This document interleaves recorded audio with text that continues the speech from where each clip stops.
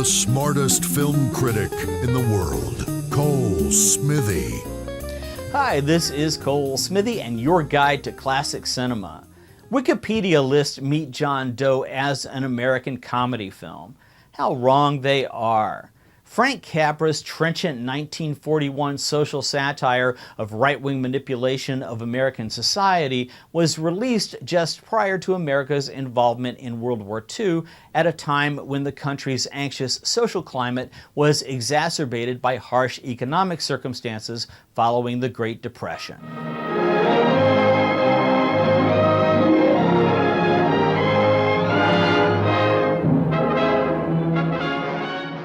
The script is based on a story by war photographer and newspaper journalist Robert Purnell Sr. Although the doors closed on the group theater's socially conscious plays during the same year, the theater company's influence for creating forceful, socially provocative works is clearly on display in Meet John Doe. The film still retains its resonance as a lively commentary against political and corporate corruption in a capitalist system that is nothing more than another form of fascism.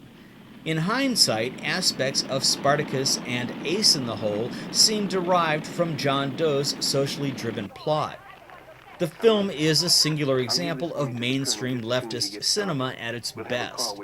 Times are tough. Newspaper writer Ann Mitchell, played by Barbara Stanwyck, is one of many staff members getting the axe.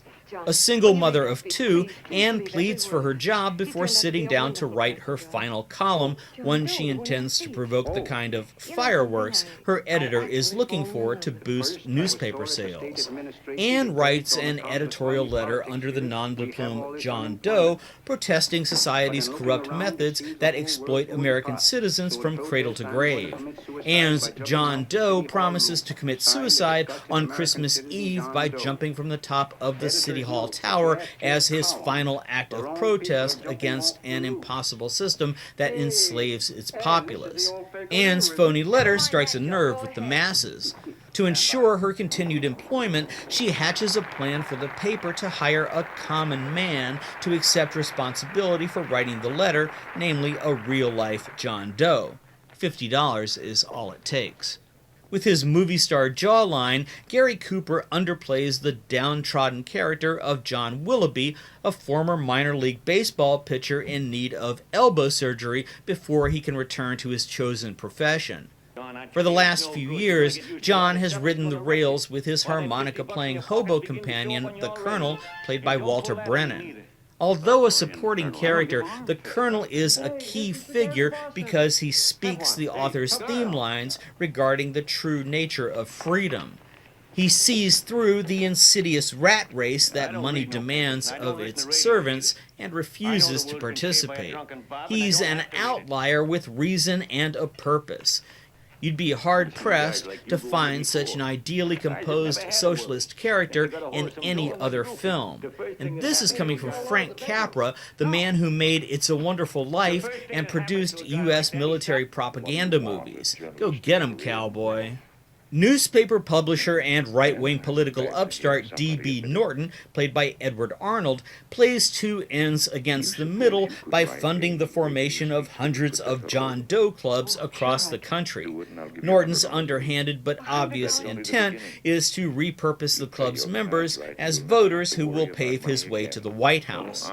Providing John Doe club members with the utopia they demand is the opposite of what Norton intends to deliver. Barbara Stanwyck's unreliable character Anne is revealed to be a canny opportunist with a bag of self-serving, read survivalist, tricks. Fainting works when sobbing doesn't do the job. I've been lonely and hungry for something practically all my life.